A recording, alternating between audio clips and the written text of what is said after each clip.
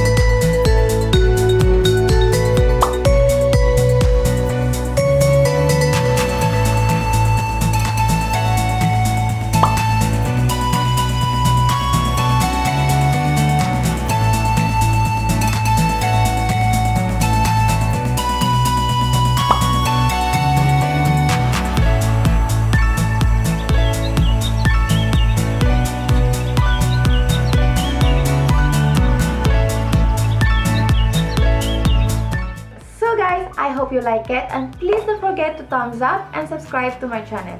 Thank you for watching, and I'll see you on my next video. Bye!